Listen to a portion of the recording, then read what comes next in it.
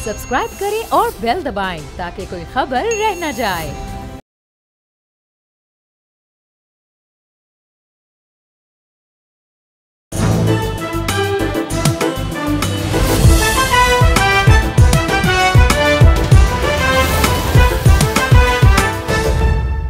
अस्सलामुअलैकुम नाज़रीन, you are watching debate with Nadia Mirza.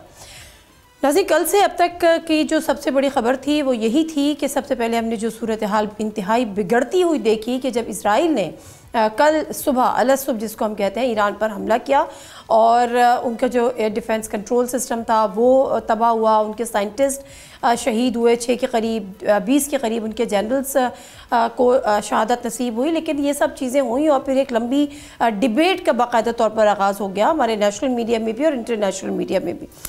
हम भी थे जो बार बार ये पूछ रहे थे कि अब ईरान ये बात कह तो रहा है कि वो इसका जवाब देगा, वो रिएक्ट करेगा और ठीक ठाक जवाब देगा, लेकिन हम थोड़ा सा इस लिहाज से भी थे कि जी कितनी कैपेसिटी है, कितना पोटेंशियल है। लेकिन वो हमने ओवरनाइट देखा जब ईरान ने यके बाद दीगरे मिसाइल अटैक किए, उससे पहले ड्रोन अटैक्स भी किए इसराइल पर और उसको ठीक ठाक जवाब दिया। अब ये जंग फ़िलहाल रुकती नज़र नहीं आ रही है, मामलात कहीं आगे बढ़ते दिखाई दे रहे हैं। अब इसमें इंटरनेशनली जिसको हम कहना चाहिए कि मुख्तलिफ जो ममालिक हैं, अमेरिकन प्रेसिडेंट का सऊदी अरब से भी रब्ता हुआ, इसी तरह से उनके जापान के प्रेसिडेंट से भी रब्ता हुआ, यूनाइटेड नेशन की तरह से भी आई कि इसको रुकना चाहिए। लेकिन ये क्यों कर रुकेगी और कैसे रुकेगी और कुछ दीगर एस्पेक्ट पर भी हम बात करेंगे। जो अभी करंट सिनेरियो उस पर भी बात करेंगे। हमें ज्वाइन किया है लेफ्टिनेंट जनरल नईम खालिद लोधी साहब से, सीनियर डिफेंस एनालिस्ट हैं। जी अस्सलाम वालेकुम जनरल साहब, बहुत शुक्रिया जी आपके टाइम का। और उसके साथ साथ अफजल रज़ा साहब हमारे साथ मौजूद हैं जो कि ब्यूरो चीफ़ हैं ईरानियन ऑफिशियल न्यूज़ एजेंसी के। अस्सलाम वालेकुम अफजल रज़ा, बहुत शुक्रिया आपके टाइम का भी।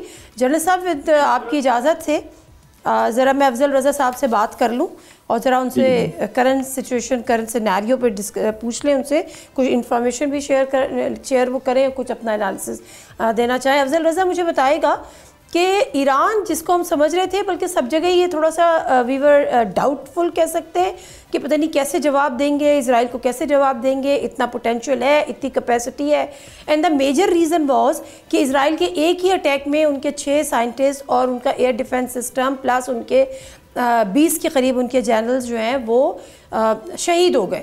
तो उस पर ये सवालात उठाए जा रहे थे, लेकिन जो रिबटल आया ईरान की तरफ से एक्सपेक्ट किया जा रहा था। बिस्मिल्लाहिर्रहमानिर्रहीम। देखें, इजराइल ने 7 अक्टूबर 2023 में तूफान अल-अक्सा ऑपरेशन के बाद जब पूरी दुनिया को इसकी जो week security, so called extraordinary air defence होने की जो सारा जो इसकी हैबत थी, वो एक छोटी सी लेकिन सबसे बड़ी एक्शन से दुनिया के सामने रोनमा हो गई इसकी जो कमजोरी है।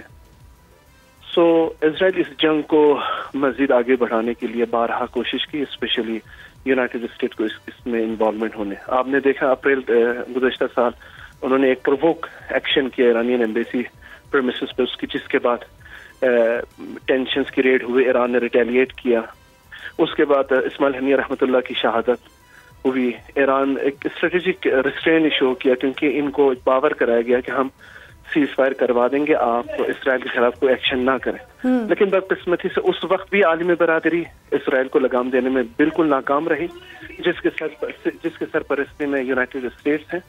और आप आज भी देख रहे हैं कि ईरान ने बारहा इंतबाह देने के बावजूद IAEA, United nation security council को वार्न करते हुए कि अगर एक फैक्टर है पीसफुल डिप्लोमेटिक नेगोशिएशन को डैमेज करना, वो सिर्फ इजराइल है।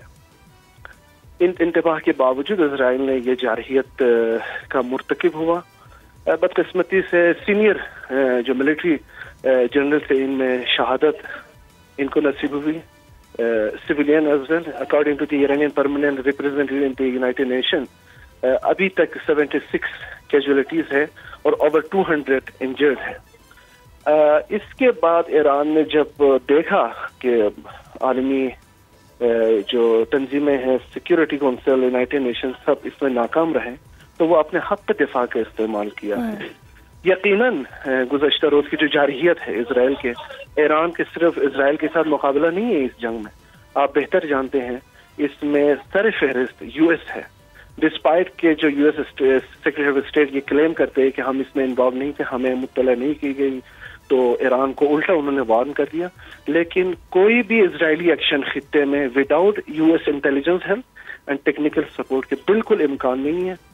اور جیسا کہ ایرانین آفیشیل نے یہ اسٹیٹمنٹ دی ہے، وہ بالکل سمجھتے ہیں کہ اسرائیل کی اس جارحیت میں یو ایس کا بالکل براہ راست ہاتھ ہے. دیکھا آج آپ نے دیکھا ایران نے جو ایکشن لے لیا اس میں کچھ میزائل سو کال انہوں نے انٹرسپٹ کر دیا، لیکن تمام ہیلپ آؤٹ یو ایس کی طرف سے تھی اسرائیل کے لیے. اور یہ صورتحال کہاں جاتی ہے وہ وہی ممالک ذمہ دار ہوں گے اور وہی قابو اس کو اسرائیل کو لگام دینے میں ان کی ذمہ داری ہے، جنہوں نے اس وقت بھی یو ایس کے یک طرفہ اقدامات پر چپ بیٹھے رہے، ایران کو مزید پریشرائز کرتے رہے، یک طرفہ پابندیاں لگائی گئی ایرانی قوم پر، ایک اقتصادی دہشت گردی مسلط کی گئی. اور اب بھی ایرانین لیڈرشپ سمجھتے ہیں کہ ایک جنگ مسلط کی گئی ہے، لیکن اس کا آغاز ہمیشہ کی طرح اسرائیل نے کی ہے. ٹھیک ہے، بالکل ایسے ہی ہے، بالکل ایسے ہی ہے. کنکلوژن ہے ایران ہی. اچھا بالکل ایسے. افضل رضا صاحب ہمارے ساتھ رہے گا. جنرل صاحب سے ذرا میں گفتگو اس حوالے سے کروں گی. جنرل صاحب، لوگوں نے دیکھا اور بڑے معجزے دیکھے اسرائیل کو جس طرح سے ایران نے حملہ کا نشانہ بنایا، اور پھر جو تباہی ہوئی جو ہم غازہ میں دیکھتے تھے وہ کل ہم نے تل ابیب میں دیکھی. تل ابیب اس کے علاوہ جو ڈیفنس کنٹرول سسٹم تھا اس کو فوری طور پہ ریسٹور کیا گیا، جو خیبر میزائل تھے وہ مارنے کی یہاں پر بات ہونے لگی. اور ابھی یہ خبر آئی ہے کہ جو اسٹریٹ آف ہارمز ہے جو کہ واحد ایک پیسج ہے اس کو بھی وہ بلاک کر دے گا آئل کے لیے، تو پھر ایک مزید تباہی ہوگی. ایران کی طرف کا جو ریئیکشن ہے اس کو آپ ایکسپیکٹ کر رہے تھے؟ کیونکہ ہر جگہ سے یہ بات ہو رہی تھی. اور کتنا آگے تک یہ جا سکتے ہیں؟ کیا دیگر ممالک کی مدد اس میں شامل ہے؟ یہ دیکھیں، اس میں تو کوئی شک نہیں ہے کہ اسرائیل کے ساتھ جو ممالک ہیں وہ تو آپ بھی جانتی ہیں، ہم بھی جانتے ہیں. ایران کے ساتھ جو ممالک یکجہتی کا اظہار کر رہے ہیں، میرا خیال ہے کہ اس میں کم ہی ممالک ایسے ہوں گے جو اس طریقے سے کھڑے ہوں جیسے کہ امریکہ اور کچھ ملک اسرائیل کے ساتھ کھڑے ہیں. اس بات کو تو ہم الگ رکھتے ہیں، تو I think every body understands. جو بنیادی بات سمجھنے کی ہے میرے اپنے اسیسمنٹ میں بھی، اگر میں کول ملٹری اسیسمنٹ بھی کروں، کہ جو انیشل شاک دیا گیا تھا ایران کو، جس طریقے سے ان کو بالکل ڈیکیپیٹیٹنگ اسٹرائک کی گئی اور وہ suppression of their air defence کیا گیا، اس کے بعد میرا اپنا اندازہ تھا کہ 3-4 دن سے پہلے ایران ریئیکٹ نہیں کر پائے گا. لیکن there is a pleasant surprise even for people like us who are pro Iran, those who want کہ بھی ایران حملہ بھی کرے اور دکھ بھی پہنچائے. لیکن ہمارا یہ خیال تھا کہ اس میں ٹائم لگے گا. یہ within 72 hours جس طریقے سے ایران نے جوابی کارروائی کی ہے، یہ ہمارے لیے بڑی مسرت کا باعث بھی ہے لیکن بڑی ملیٹریلی حیرت کا باعث بھی ہے. اور یہ آنے والے دنوں کے ایک انڈیکیشن بھی ہے کہ اگر 72 گھنٹے میں ایران اپنے معاملات کو اس طریقے سے سیدھا کر سکتا ہے تو آنے والے ہفتوں میں کیا ہوگا. جو ایران کو بہت بڑی ایڈوانٹیج ہے اسرائیل کے مقابلے میں، جو صاف ظاہر ہے کہ ویسٹ اور اسرائیل میں کم لوگ سمجھتے ہیں، وہ ایران کی تاریخ ہے، وہ ایران کی سیولائزیشن ہے. یہ وہ قوم ہے جو کسی بھی صورت میں ہار نہیں مانتی. یہ بڑے بڑے زخم انہوں نے برداشت کیے ہیں ہسٹری میں، لیکن کبھی گھٹنے نہیں ٹیکے ہیں. یہ دوبارہ کھڑے ہو جاتے ہیں. یہ بات میں حیران ہوں کہ کیوں نہیں سمجھ آئی چھوٹے سے اسرائیل کے ذہن میں کہ آپ جب اس قسم کا کام کریں گے تو یہ فوراً، وہ تو یہ چاہتے ہیں نا اسرائیلی کے 2 دن میں ختم کریں اور پیچھے ہٹ جائیں. ایسا تو نہیں ہے. یہ مرضی جنگ ان کی مرضی کے مطابق تو نہیں چلے گی. تو میرے اپنے خیال میں جو ایران نے یہ میزائل داغے ہیں وہ پہنچے ہیں اپنے ہدف تک. Layer after layer air defence, یہ صرف اس کا ایئر ڈیفنس نہیں ہے اسرائیل کا. اس میں میرے بھائی جیسے کہہ رہے ہیں کہ امریکہ تو ہے ہی، کچھ اور لوگ بھی ہیں جن کا میں نام نہیں لینا چاہوں گا، ان کا air defence layer by layer روکنے کی کوشش کرتا ہے جب میزائل جاتے ہیں، کیونکہ بڑا فاصلہ انہوں نے طے کرنا ہوتا ہے، 1-2 ملکوں کے اوپر سے گزرتے ہیں. تو یہ بہت بڑا ایک کارنامہ ہے. دوسرا وہ جو ہم نے سنا ہے کہ F-35 جہاز اگر گرایا ہے، اس کا سچ ہے یا جیسا بھی ہے کچھ دنوں میں کلیئر ہو جائے گا. یہ ایک بہت بڑا کارنامہ ہے، جیسے آپ کہہ رہی ہیں، کیونکہ ڈیفنس سسٹم جو ہے نا دوبارہ فعال ہو رہا ہے. تو میرا خیال ہے just a matter of days کہ اسرائیل کو سمجھ آ جائے گی کہ انہوں نے یہ کیا کارروائی کی. لیکن اس کے بعد مجھے خدشہ ہے، اور وہ یہ ہے کہ اسرائیل جنگ کو پھیلانے کی کوشش کرے گا، ایران جنگ کو محدود رکھنے کی کوشش کرے گا. ایران چاہے گا کہ یہ جنگ اسرائیل اور ایران کے درمیان ہی رہے، لیکن اسرائیل میرے خیال میں فالس فلیگ آپریشن کرے گا. یہ جو مڈل ایسٹ کے کچھ ملک ہیں وہاں پر کچھ میزائل داغے گا اور نام ایران کا لگائے گا. یہ بات آپ میری یاد رکھیے گا. اور اس سے وہ یہ ان کی کوشش ہوگی کہ وہاں سے ریئیکشن آئے ایران کے خلاف. لیکن دنیا اتنی بیوقوف نہیں ہے, دنیا سمجھ جائے گی, سب کا فوکس ہے سارے معاملے کے اوپر. تو میں سمجھتا ہوں کہ ہم اپنے برادر اسلامی ملک ایران کے ریئیکشن پر ہم فخر کر سکتے ہیں کہ انہوں نے یہ بہت بہترین جواب دیا اور ابھی آئندہ جواب آنے ہیں انشاءاللہ. ٹھیک ہے, میں کچھ اسٹیٹمنٹس بھی آپ کے سامنے لے کر آؤں گی لیکن جو مختلف ممالک کے سربراہوں کی طرف سے ہے. لیکن افضل رضا صاحب ذرا مجھے بتائے گا کہ یہ خبر آئی کہ ایران نے جو ہے 73 کے قریب جو ہے وہ انڈینز بھی پکڑے ہیں جو کہ جاسوسی کر رہے تھے اسرائیل کے لیے. یہ کیا معاملہ ہے؟ دیکھیں, میں نے بھی یہ رپورٹس گزشتہ دنوں میں کچھ لوکل میڈیا ایران میں بھی اور پاکستان آل اوور ریجن میں بھی دیکھا ہے. لیکن میں یہ ضرور بتانا چاہتا ہوں کہ اسرائیل اس خطے میں وہ ممالک جو اپنے پیروں پہ کھڑے ہیں, وہ جو انڈیپینڈنٹ, وہ اپنے رائٹس کے لیے لڑنا چاہتے ہیں, وہ ڈیفینیٹلی اس ملک کے جو ہوسٹائل جو فریقین ہیں ان کا بالکل استفادہ کرے گا. آئی ایم ناٹ سیئنگ کہ پرٹیکولر کوئی کنٹری اس میں انوالوڈ ہے. آپ نے ریسنٹلی ساؤتھ ایشیا میں آپ نے ٹینشنز دیکھی, آپ نے دیکھا کہ اسرائیل کی جو ٹیکنالوجی ہے کس طرح استعمال کیا گیا ایک ملک کی طرف سے. تو یقیناً اس ممالک کے ساتھ اسرائیل کے بڑے گٹھ جوڑ ہیں, بہت ہی گہرے تعلقات ہیں. میں سمجھتا ہوں ایران اور اس خطے میں جو ایران کے ساتھ اس اسرائیلی جارحیت پر ایران کے ساتھ کھڑے ہیں جیسے لائک اسلامی جمہوریہ پاکستان, ان کو اس بات پہ بالکل خبردار ہونا چاہیے کہ ایسی سچویشن کریٹ ہوتی ہے جس کے اسرائیل اس کے الائز جو دوسرے ہاسٹائل ایجنسیز ہیں ان کا استفادہ کر کے اپنے کارروائیوں میں اضافہ کر سکتے ہیں. بالکل ٹھیک ہے. اچھا جنرل صاحب فرمائے گا کہ جو ابھی ریسنٹ اسٹیٹمنٹ اگر میں نیتن یاہو کی بھی بات کروں تو انہوں نے کہا ہے کہ جی ایران نے اپنے اوپر ایک بڑے حملے کے لیے راستہ صاف کر دیا, اور آپ نے اس سے پہلے ڈونلڈ ٹرمپ کا بھی اسٹیٹمنٹ آپ کی نظر سے گزرا ہوگا جس میں نے کہا تھا کہ اگر ایران نے ریئیکٹ کیا تو پھر ایران کو شدید تباہی ہی تباہی ہوگی, اس کو تباہی کے لیے تیار رہنا پڑے گا. اب کوئی جوائنٹ وینچر آپ دیکھ رہے ہیں فردر اس ایسکلیشن میں کہ امریکہ اور اسرائیل کا ہوگا ایران پر؟ یہ دیکھیں جو پہلا فیز ہے جو اس سے وہ حاصل کرنا چاہتے تھے اس میں تو وہ ناکام ہوئے, اس لیے کہ آپ نے دیکھا ہوگا ڈونلڈ ٹرمپ نے پہلے یہ دھمکی دی تھی کہ ایران کو چاہیے کہ ابھی واپس مذاکرات کی میز پر آ جائے. بالکل جی مذاکرات کی میز پر آ جائے, آگے نہ چلے. تو نہ صرف یہ کہ ایران نے جوابی حملہ کیا بلکہ مذاکرات سے انکار بھی کر دیا ہے وہاں جانے سے. تو ان کا وہ جو یہ خیال تھا کہ ایران کسی دباؤ میں آ جائے گا تو وہ تو نظر نہیں آ رہا. اگر وہ یہ سمجھتے ہیں کہ ایران نے حملہ کر کے راستہ صاف کر دیا ہے بڑے حملے کے لیے, تو اس سے میرا خیال ہے کہ یہ انڈیا بنتا ہے جیسے میں نے پہلے کہا کہ وہ اس جنگ کو پھیلانے کی کوشش کریں گے اور شاید امریکہ خود جو ہے سامنے آنے کی کوشش کرے. تو گو کہ وہ پوری اس کی کوشش ہوگی کہ اسی کو آگے رکھے یا اور ملکوں کو آگے کرے جیسے ان کا ہمیشہ سے طریقہ ہوتا ہے.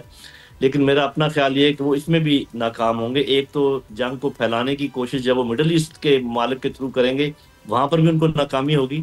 مڈل ایسٹ کا کوئی ملک اس میں حصہ نہیں لے گا, یہ میرا اسیسمنٹ ہے, باوجود ان کی پوری کوشش کے. ان کے وہاں پر بیسز پر اگر حملہ بھی کیا گیا اور وہ فلیگ آپریشن ایران کے ذمے بھی لگایا گیا تب بھی وہ ملک جو ہے کبھی بھی ایسی کارروائی نہیں کریں گے جو کہ اسرائیل کے حق میں ہو. تو میرا اپنا خیال یہ ہے کہ وہ یہ دھمکیاں ہیں اور وہ اسی بات کو بھولے ہوئے ہیں جو میں نے پہلے ذکر کیا تھا, ایران کی ہسٹری اور ایران کی سویلائزیشن. جب تک وہ اس کے ساتھ ریکنسائل نہیں کریں گے وہ کبھی بھی اپنے اس میں آگے نہیں بڑھ پائیں گے. ایک اور چیز جو انہوں نے شوشہ چھوڑا, آپ نے دیکھا کچھ دن پہلے انہوں نے رضا شاہ پہلوی صاحب کے بیٹے کو کہیں سامنے لے کر آئے اور پھر یہ کہا کہ اس رجیم کو چینج ہونا چاہیے کیونکہ یہ اپنے لوگوں کو بھی دیا کہ چینج ہو جائے. جی, اور ایون عوام کے لیے بھی انہوں نے کہا کہ آپ اٹھیں کھڑے اور اپنی قیادت تبدیل کریں. جی, عوام اٹھے لیکن وہ اس رجیم کے حق میں اٹھے. مطلب یہ بھی الٹ ہو گیا, بجائے اس کے کہ ان کے خیال میں عوام سڑکوں پر نکل آئیں گے اس رجیم کے خلاف کہ آپ ہمیں مروا رہے ہیں, یہ ان کا مطلب نیریٹو تھا.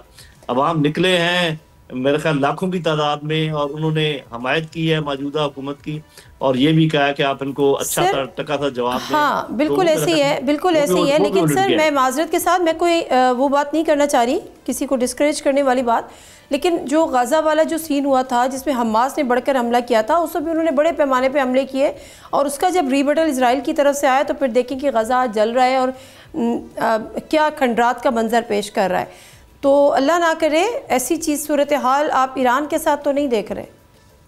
جی دیکھیں، ایران کا علاقہ بہت بڑا ہے، ایران کی آبادی بہت زیادہ ہے، اس لیے میرا نہیں خیال کہ اس قسم کا وہ تو پیرٹی یہ ہے ہی نہیں اس طریقے سے. غزہ بہت ہی چھوٹی سی اسٹرپ ہے، آپ بھی جانتی ہیں، ہم بھی جانتے ہیں، آبادی بھی بہت محدود ہے.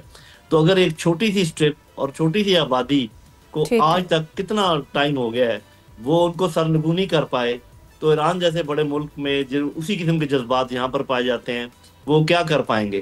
تو میرا خیال ہے انہوں نے شہد کی مکھیوں کے چھتے میں ہاتھ ڈال دیا ہے، اب ان کا ہاتھ زخمی ہوئے بغیر نکلنے کے کوئی امکانات نہیں ہیں. بالکل ٹھیک ہے. 5 کے قریب حملے کیے ہیں ایران نے، اور اب اسرائیل دوبارہ سے حملے کرنے کی تیاری کر رہا ہے. مجھے کوئی ذرا بتائیے گا رضا صاحب کہ یہ جو کیا یہ کوئی انٹیلیجنس فیلئر تھا؟ کیسے وہ ممکن ہوا کہ تہران کے اندر اسرائیل نے اپنے بیسز بنائے، وہاں پہ انہوں نے پوری تیاریاں کی اور اندر سے ہی شروع میں یہ اٹیک کیے؟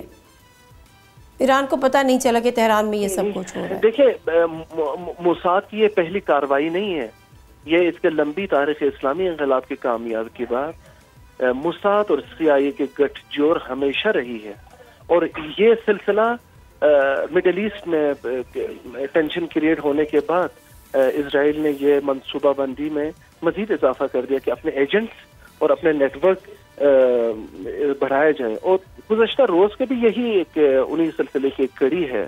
انفارچونیٹلی اس جنگ میں ایران تو ہر طرف سے چیزوں کا خیال پہلے بھی رکھا تھا، اور اب بھی آنے والے دن آئی ایم شیور اسرائیل کی جو یہ دھمکیاں ہیں کہ سو کال راستہ ہموار ہو گیا ہے ایران کو مزید ٹارگٹ کرنے کے لیے، میں نہیں سمجھتا ایسے چھوٹی چھوٹی جارحیت سے ان کے حوصلہ پست ہو جائیں گے. بالکل ٹھیک ہے. جنرل صاحب آج دوسروں نے لے لیے.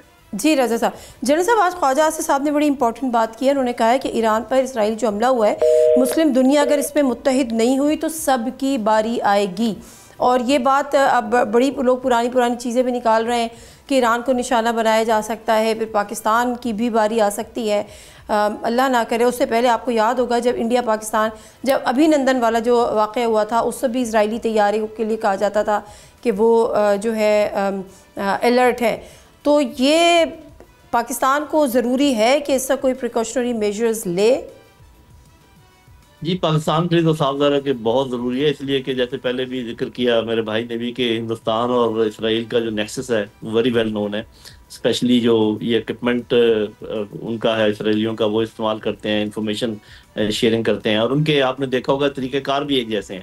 تو جس کا یہ مطلب ہے کہ آئندہ جو بھی جھڑپ ہوتی ہے پاکستان اور ہندوستان کے درمیان، اس میں وہ بھی ڈی کیپیٹیٹنگ اسٹرائک کے لیے جائیں گے. یعنی کہ ہمارے جو لیڈرشپ ہے، ملٹری لیڈرشپ اور امپورٹنٹ پرسنالٹیز ان کی طرف جائیں گے، کیونکہ یہ انہوں نے جو کچھ وہ سیکھتے ہیں اسی قسم کی کارروائی کرتے ہیں. لیکن یہ جو بات خواجہ آصف صاحب نے کہی ہے تو درست، لیکن میں معذرت کے ساتھ کہوں گا بہت دیر سے کہی ہے.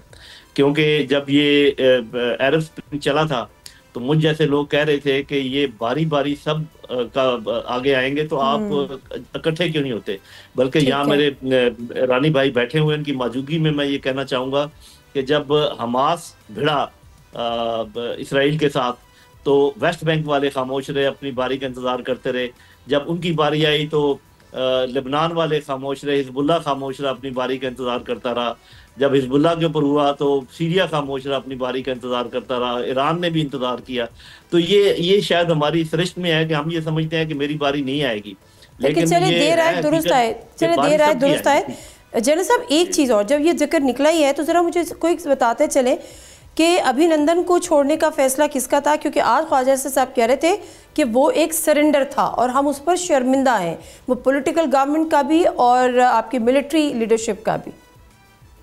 دیکھیں جی، میں تو آئی ایم آن ریکارڈ، میں نے اس وقت کہا تھا جب اس کے چھوڑنے کی بات ہو رہی تھی کہ فوری طور پہ اس کو چھوڑنے کا یہی مطلب لیا جائے گا جو کہ ابھی خواجہ آصف صاحب کہہ رہے ہیں. آپ کہیں کہ ہم چھوڑ دیں گے، ہم اس کا علاج کر رہے ہیں، ابھی وہ اس قابل نہیں ہے کہ وہ جا سکے، بہت سارے ہمارے پاس بہانے تھے، لیکن جس اجلت میں ان کو چھوڑا گیا تو مجھے خواجہ آصف صاحب کی بات کے ساتھ اتفاق کرنے کے علاوہ اور کوئی میرے پاس راستہ نہیں ہے. جی اچھا، کوئی سے آخر میں بتا دیجیے گا کہ اس سے بڑے رابطے ہو رہے ہیں. امریکن پریزیڈنٹ نے سعودیہ سے بھی رابطہ کیا ہے، جاپان کے پریزیڈنٹ نے بھی کیا ہے، پھر ایک بلاگز بھی بن رہے ہیں، رشیا چائنا جو ہے وہ ایران کو سپورٹ کر رہے ہیں. اگر اس کا کوئی ثالثی کا کردار ادا کر سکتا ہے اس جنگ کو روکنے کے لیے تو وہ کون ہے؟ دیکھیں، یہ تو بہت ایک ایسا سوال ہے جس میں ہمیں معلوم ہے کہ چائنا اور پاکستان ایسے ممالک ہیں. سعودی عرب تو شاید سعودی عرب پہلے بھی ان کے آپ کو پتہ تعلقات ایران سے اچھے ہو چکے ہیں، لیکن بات یہ ہے کہ ثالثی ہونی کس بات پر ہے. اگر ثالثی یہ کہنی ہے کہ آپ بند کر دیں، جنگ بند کر دیں، امن کر لیں، تو وہ کس کو کہیں گے اور کس بنیاد پہ کہیں گے؟ میرا اپنا خیال یہ ہے کہ اب ایران کو کوئی یہ بات نہیں سمجھا سکتا میرے اپنے اندازے میں کہ آپ نیوکلیئر ویپن نہ بنائیں. انہوں نے دیکھ لیا کہ جب تک آپ اپنی سوورنٹی کو بچانے کے لیے آپ کے پاس پاور نہ ہو تو کوئی آپ کو بخشتا نہیں ہے. تو میرا نہیں خیال کہ کسی قسم کی ثالثی سے کام کرے گی.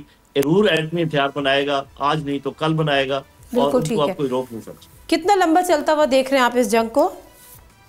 یہ میرے اپنے حساب میں کچھ چلے گی اور لمبا چلے گی، جلدی ختم نہیں ہوگی. اور اس میں جب تک کہ کافی نقصان نہ ہو جائے اسرائیل کا، اس وقت تک یہ جنگ چلتی رہے گی. یہ جب ایک پیرٹی کا احساس ہو جائے گا، جب دنیا میں یہ احساس پیدا ہو جائے گا کہ دونوں سائڈوں کو اچھے زخم لگے ہیں، اس کے بعد یہ معاملہ ہوگا. ابھی تک جو ہے وہ جو زخم زیادہ لگائے ہیں اسرائیل نے اور کم گئے ہیں ایران کی طرف سے، اس کے پیرٹی ہونے میں جتنا ٹائم لگے گا اتنا ہی ٹائم اس جنگ کو ختم ہونے میں لگے گا. ٹھیک ہے، بہت شکریہ جنرل خالد لودھی صاحب آپ کے ٹائم کا. افضل رضا صاحب سے بھی ہم گفتگو کر رہے تھے اور بڑا امپورٹنٹ بات کی ہے جنرل صاحب نے. وہ کہہ رہے ہیں کہ ابھی تو یہ ٹائم لگے گا، یہ چلے گی جب تک اسکور سیٹل نہ کر لیں. اور اس وقت اگر کسی کو ثالثی بننے کی کوئی پیشکش بھی ہے تو ثالثی کس بنیاد پہ ہوگی؟ اب امریکہ کے جو جتنے بھی پریشرز تھے، لیکن ایران کے پاس اب بڑا ایک سالڈ ریزن بھی ہے کہ وہ نیوکلیئر اسٹ اپنے بنائے، اس کی وجہ بھی اس کے سامنے ہے. لیکن ابھی لندن والے بات پہ خواجہ آصف صاحب سے متفق ہیں جنرل صاحب کہ بہت جلد بازی میں چھوڑا گیا اور یہ ہماری کمزوری، یہی امپریشن آئے گا کہ ہم کمزور ہیں. بریک لے لیتے ہیں. بریک سے واپس آتے ہیں. علی محمد خان صاحب پی ٹی آئی کے سینئر رہنما ہمارے ساتھ موجود ہوں گے. ان سے کے پی کے بجٹ کے حوالے سے ہی بات کریں گے اور خواجہ آصف صاحب کی اس بات سے بھی بات کریں گے کہ حوالے سے کہ ابھینندن کو جلدی چھوڑنا شرمندگی بھی تھا اور سرنڈر والا امپریشن بھی تھا. کیا کہتے ہیں؟ بریک میں واپس آتے ہیں. ہمارے ساتھ رہیے.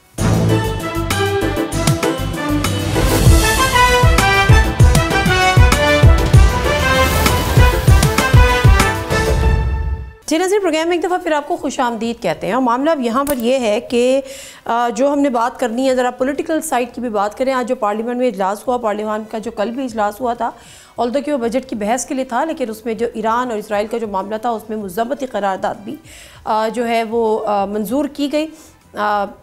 نیشنل اسمبلی سے بھی کی گئی، سینٹ سے بھی کی گئی، اور آج بھی یہ پارلیمنٹ کا اجلاس کنٹینیو رہا. بڑی انٹرسٹنگ ڈیبیٹ ہوئی ہے. بہت ساری چیزیں ہوئی ہیں، پرانے گڑے مردے بھی اکھیڑنے کی کوشش ہوئی ہے، اس پہ جوابات بھی آئیں اور کچھ مزید سیاسی گفتگو کے پی کے بجٹ کے پیش کیے جانے کے حوالے سے، باوجود اس کے کہ جو ان کے پیٹرن اینڈ چیف ہیں پی ٹی آئی کے عمران خان صاحب، ان کی طرف سے یہ تھا کہ مجھ سے مشاورت کیے بغیر نہیں ہوگا، لیکن ہو گیا. اب آگے کیا معاملہ بیٹھتا ہے. علی محمد خان صاحب نے پی ٹی آئی کے سینئر رہنما. السلام علیکم علی محمد خان صاحب. جی وعلیکم السلام. علی محمد خان صاحب، میں اگر تھوڑا سا تاریخ سے شروع کر دوں، کیونکہ آج جو فلور آف دا ہاؤس ہے، پارلیمنٹ ہے، اس میں تاریخ دہرائی گئی ہے. خواجہ آصف صاحب جو کہ وزیر دفاع ہیں آج کی اس حکومت کے، وہ کہتے جب ابھینندن کو واپس کیا گیا تو وہ ایک ہمارے لیے شرمندگی تھی، ہم اس سے شرمندہ ہوئے، اور وہ ایک سرنڈر تھا جو اس وقت کی پولیٹیکل جو لیڈرشپ تھی وہ اور فوجی قیادت نے مل کر کیا. علی محمد خان صاحب، یہ ڈیسیژن کس کا تھا؟ کیونکہ ایاز صادق صاحب نے بعد میں بھی کہا تھا کہ جب سابق چیف آف آرمی اسٹاف جب اسمبلی آئے یا پارلیمان آئے تو ان کے ماتھے پہ پسینہ تھا اور ان کی ٹانگیں کانپ رہی تھیں. معاملہ کیا تھا؟ کس کا ڈیسیژن تھا یہ؟ بسم اللہ الرحمن الرحیم. اللہم صلی علی محمد و آل محمد. میں چونکہ پارلیمنٹری افیئرس کا منسٹر تھا تو میں اس میٹنگ کا حصہ تھا. میں سمجھتا ہوں ملک کی سلامتی کے معاملات میں بہت ذمہ داری سے بات کرنی چاہیے. डिफेंस मिनिस्टर चाहे जिस भी मुल्क का हो और ममालिक बिलखुसूस उसके हरीफ या दुश्मन ममालिक उसकी एक एक बात को नोट करते हैं। सियासी इख्तिलाफ अपनी जगह हो सकता है किसी भी शख्स से, लेकिन सियासी पॉइंट स्कोरिंग के लिए अपने मुल्क के दिफा को टारगेट बनाना ये गलत है। उस वक्त के जो आर्मी चीफ थे बाजवा साहब, बाद में हमारे उनसे बहुत से डिफरेंसेस पैदा हुए, लेकिन अपने सियासी इख्तिलाफ की बुनियाद पे उस वक्त के आर्मी चीफ, उस वक्त के वजीर आजम या किसी को भी ये टारगेट करना कि जनाब वो डर गया था या फलाना हो गया था, ये बच्चों वाली बातें हैं। रियासती उमूर ऐसे डिस्कस नहीं होते ना, ऐसे मामलात होते हैं जैसे अभी आज जो पाक भारत जंग हुई है उसमें जहाँ तक हमारी डिफेंस का ताल्लुक है उसने तो भारत को नाखून चन्ने चबोए, लेकिन जब ये सब कुछ हो रहा था उसी दौरान इन्हीं डिफेंस मिनिस्टर साहब के कुछ बयानात ने काफ़ी पाकिस्तान के लिए हजीमत और पशेमानी पैदा की। लेकिन मैं इस पर उनको ना डरपोक कहूँगा ना उनको मैं मुल्क दुश्मन कहूँगा। मैं समझता हूँ कि उन्होंने गैर ज़रूरी बयानात इंटरनेशनल मीडिया को उन दिनों दिए जब बहुत एहतियात की ज़रूरत थी, क्योंकि एक एक लफ्ज़ मैटर करता था। उस ज़माने की उस मीटिंग की जहाँ तक बात है, मैं समझता हूँ कि हमने बहुत बड़ा हिंदुस्तान को साइकोलॉजिकल ब्लो दिया। जिस वज़ीर आज़म की वो बात करते हैं उन्हीं वज़ीर आज़म जनाब इमरान खान साहब ने ये कहा था कि हम भारत को जवाब देने का सोचेंगे नहीं, हम जवाब देंगे, और उन्होंने करके दिखाया। उसको कंपेयर कीजिए आज के वज़ीर आज़म से कि जंग के दौरान मौजूदा वज़ीर आज़म या उनके लीडर नवाज शरीफ या मरियम साहिबा किसी के ट्विटर अकाउंट पे दुश्मन मोदी का नाम तक नहीं आ रहा था। अच्छा, इतनी तो हिम्मत नहीं। माज़रत के साथ अली मोहम्मद खान साहब इसके डिटेल में हम जाते हैं, ज़रा अगर थोड़ा सा प्रिसाइजली इसका जवाब दें कि ये जो डिसीजन था कि अभिनंदन को वापस किया जाए, जिसको आज सरेंडर कहा जा रहा है, और इमरान खान साहब का एक रिकॉर्ड पर एक बयान वो भी है जिसपे जब उन पे बड़ा बैकलैश आ रहा था तो उन्होंने कहा था तो क्या मैं भारत पे हमला कर दूं, वो भी एक चलता है। लेकिन फिर मैं जानना चाहूँगी कि ये डिसीजन किसका था जिसको आज सरेंडर का नाम दिया जा रहा है, अभिनंदन की वापसी? ऐसे डिसीजन जो भी होते हैं उस वक्त की हुकूमत, उस वक्त की एस्टैब्लिशमेंट जिसमें फ़ौज भी एक हिस्सा है, जिसमें हसास इदारा भी एक हिस्सा है, सब मिल के वो फैसला करते हैं। और मज़े की बात यह है कि जब ये फैसला हुआ, आपको याद होगा जनाब इमरान खान साहब ने कौमी असम्बली की फ्लोर पे आके डिसीजन का भी बताया और कौम को एक जीत की मुबारकबाद भी दी और एक फातिहाना स्पीच की थी। किसी एक शख्स ने क्या उस वक्त एतराज़ किया था? इनमें हिम्मत नहीं थी। और जिस आर्मी चीफ की ये बात करते हैं, हमारा तो उनसे फिर बाद में बड़ा डिफरेंस ऑफ ओपिनियन भी हुआ बाजवा साहब से, लेकिन मैं ये समझता हूं कि मौजूदा डिफेंस मिनिस्टर ख्वाजा आसिफ साहब, बात वो होती है जब आप एक शख्स को तब करें जब वो पावर में हो, तब बात करते ना, तब तो नहीं की, बल्कि उनको अपनी सीट जीतने की रिक्वेस्टें करते रहे। 18 में भी ये कहानी थी और अब भी ये कहानी, अब भी अपनी सीट हारे बैठे हैं। मैं समझता हूँ मुल्क की दिफा बड़ा हसास मामला है, इसमें जिम्मेदारी का मुजाहरा करना चाहिए खासकर डिफेंस मिनिस्टर को, लेकिन उनसे गिला नहीं है। मेरे ख्याल में अब उनको आदत होगी इस तरह गैर जिम्मेदार। चले आप कह रहे हैं कि आप वो जो रूम नंबर 2 वाली मीटिंग थी, आप उस मीटिंग में शरीक थे, तो कौन सा ऐसा प्रेशर था जो अभिनंदन को फौरी तौर पे वापस करना पड़ा या वापस करने का डिसीजन लेना पड़ा? मेरे ख्याल में कोई ऐसा प्रेशर नहीं था। फिर और जज्बा खैर से ये भारत को एक मुंह तोड़ जनाटेदार थप्पड़ था कि जब जंग की बात आई तो जंग में हमने आपको नाको चन्ने चबवाए, लेकिन जब इखलाकियात की बात आई तो जिस तरह जनरल कन्वेंशन होते हैं और जिस तरह एक जिम्मेदार रियासत करती है, ठीक है, दुश्मन मुल्क के फौजी या ऑफिसर की तजलील नहीं की जाती, उसको रिस्पेक्ट से ट्रीट किया जाता है। जो हमारे आर्म फोर्सेस ने उसको रिस्पेक्ट दी जो देनी चाहिए। आप एक दुश्मन को मार तो सकते हैं, उसकी तजलील नहीं कर सकते। और उसी तनाजुर में भारत को वो वापस किया गया, उनका वो पाइल्ड चाय पिला के। और इस बार अलबत्ता एक चैलेंज जरूर है कि इस बार चाय नहीं पिलाएं, इस बार बगैर चाय के वापस करेंगे। लेकिन मैं इनसे जरूर ये पूछना चाहता हूं कि उस मीटिंग में जिसमें ये फैसला हुआ या उसके बाद जब कौमी असम्बली के फ्लोर पे वजीर आजम साहब ने आके वो बात की, क्या इनके लीडर जो मौजूदा वजीर आजम है शहबाज शरीफ साहब, मौजूदा सदर जनाब आसिफ जरदारी साहब, या ये ख्वाजा आसिफ साहब खुद उस मीटिंग में या उस मीटिंग के बाद कौमी असम्बली के फ्लोर पे या सालों तक कभी ये बात की हिम्मत थी बात करने की? अब बात कर रहे हैं जब बंदा रिटायर हो गया। अब हमारा तो डिफरेंस ऑफ ओपिनियन है, लेकिन आप ये बताइए कि आपने ये बात उस वक्त क्यों ना की? उस वक्त तो आप बड़ा एग्री कर रहे थे, उस वक्त तो आप बड़े मुत्तफिक थे, या हिम्मत नहीं थी, या आपको पता था कि सीट हारूंगा, कॉल करनी पड़ेगी, तो उसके लिए भी रास्ता खुला रखना पड़ता है ना। अच्छा चले, अच्छा अली मोहम्मद खान साहब, अभी आपने खुद ट्विटर की एक बात की जो कि अब एक्स हो गया है कि मोदी के हवाले से पाक भारत जंग पे नवाज शरीफ का ट्विटर खामोश था, अभी 2 दिन से इमरान खान साहब का ट्विटर भी खामोश है। देखिए, मैं 2 बातें आपको बताऊं। इसराइल के खिलाफ स्टैंड लेने पे, इसराइल को ना तस्लीम करने पे प्रेशर के बावजूद, ये one of the major reasons है इमरान खान साहब की हुकूमत की रिजीम चेंज की। अमेरिका के खिलाफ मजबूत स्टैंड लेने का, जिसमें ये पड़े होते हैं, उनको ये कहने का नहीं बनेंगे हम आपके किराए के टट्टू मजीद, और ये हाथ ऐसे तो आ सकता है दोस्ती में, ऐसे नहीं आ सकता, भीख नहीं मांगेंगे। कारोबार करना है तो आओ सामने, कारोबार करते हैं। आप एक सुपर पावर जरूर होंगे, लेकिन हमारी भी एक स्ट्रेटेजिक इंपॉर्टेंस है, और हमारे बगैर आपका भी काम नहीं होता। एक सेकंड अली मोहम्मद खान साहब, आप ये कह रहे हैं कि एक सेकंड, सॉरी मैं आपकी बात काट रही हूँ। पहली बार इमरान खान साहब ने rule of the game change किया अमेरिका के साथ, जिसके साथ सालों से हम नीचे लगे बैठे थे। पहली बार टांग पे टांग रख के बात की और उसको कहा कि हम भी एक रिस्पॉन्सिबल जिम्मेदार न्यूक्लियर स्टेट हैं, हमारे साथ कोऑर्डिनेशन से बात करो। देखें, नहीं एक सेकंड मैं देखती हूँ, एक सेकंड सुन तो ले अली मोहम्मद खान साहब, एक बात सुन ले। आप ये कह रहे हैं कि इजराइल को तस्लीम ना करने के जुर्म में इमरान खान साहब को बाहर निकाला गया है। 3-4 बड़ी बातें हैं। इसराइल को तस्लीम ना करने पे मुकम्मल इनकार, अमेरिका की हेजेमनी से इनकार, इस्लामिक ब्लॉक की बात करने की बात, मदीना की रियासत की बात, वहां अमेरिका जाके या कनाबद या कनस्ताइन कह के दुनिया को एक कॉन्सेप्ट देने की बात, ऐसी इस्लामिक लीडरशिप वो कहां मानते हैं? यही बात कल मैंने कौमी असेंबली के फ्लोर पे की है, आपने नहीं फॉलो किया, पूरा ब्लैकआउट किया है इस असेंबली के फ्लोर पे, जिसको इरगमाल बना दिया गया। ठीक है, और ये किसने निकाला? इमरान खान साहब को अमेरिका ने। इसराइल के खिलाफ अगर आप बात करते हैं, भारत के खिलाफ बात करते हैं, ठीक है, अगर आप कॉन्स्टिट्यूशन की बात करते हैं, आपको ब्लैकआउट किया जाता है पाकिस्तान की असेंबली के फ्लोर पे। देखिए, इमरान खान साहब वो लीडर हैं जिन्होंने इंटरनेशनल एस्टैब्लिशमेंट को चैलेंज किया, उनके वर्ल्ड ऑर्डर के सामने खड़ा हुआ, तन के खड़ा हुआ, और ये मिसालें मौजूद हैं। मोर्सी की मिसाल मौजूद है, अनवर सादात की मौजूद है, आपके सामने शाह फैसल की है। अच्छा, अब मुझे कोई बताएं, इमरान खान साहब का ट्विटर क्यों खामोश है 2 दिन से? कोई मजम्मत नहीं आई? हाँ, उस पर बड़ी इंपॉर्टेंट आपने बात की है।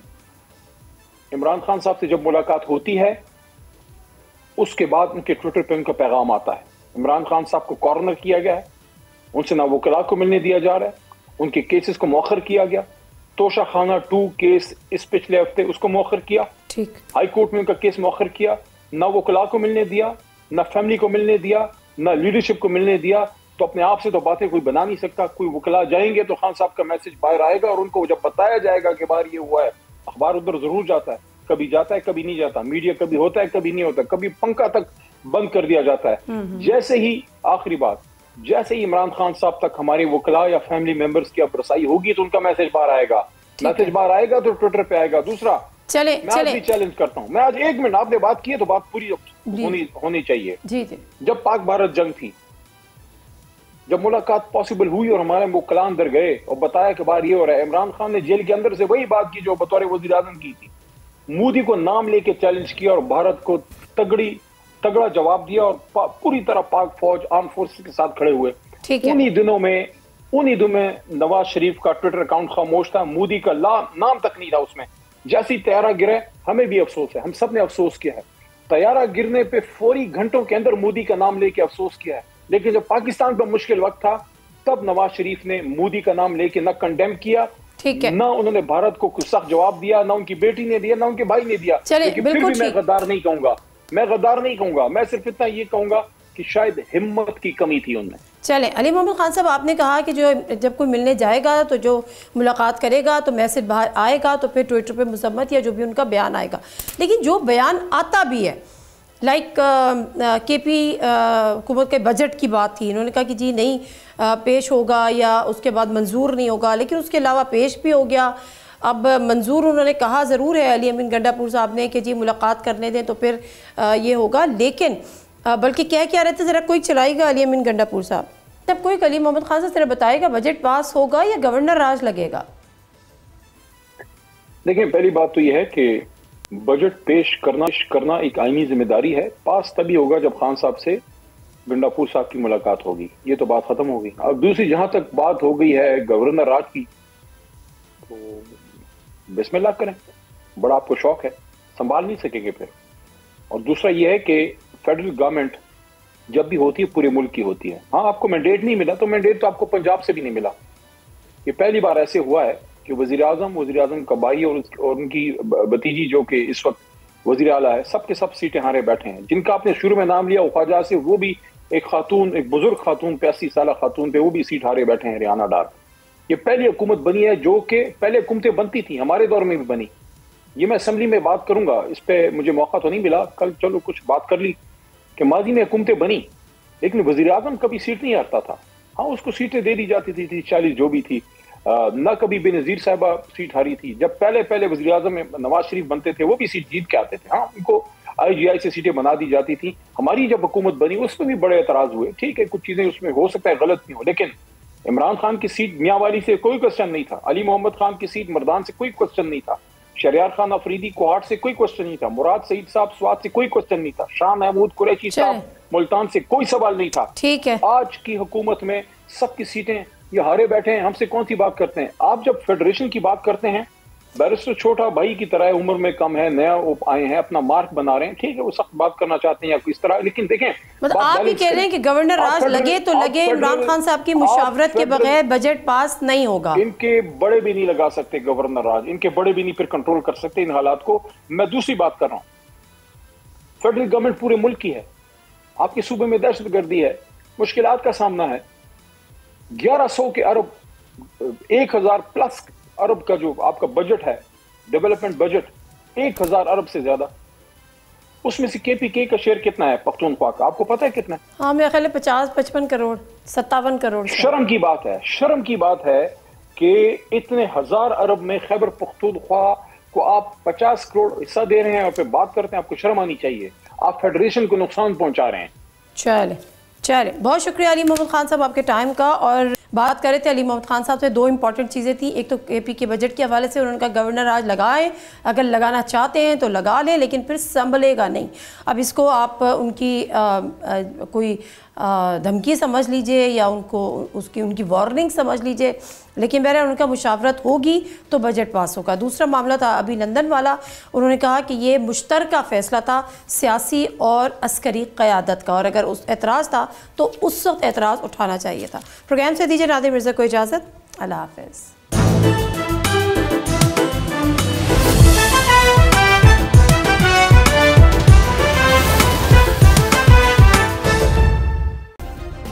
सब्सक्राइब करें और बेल दबाएं ताकि कोई खबर रह न जाए।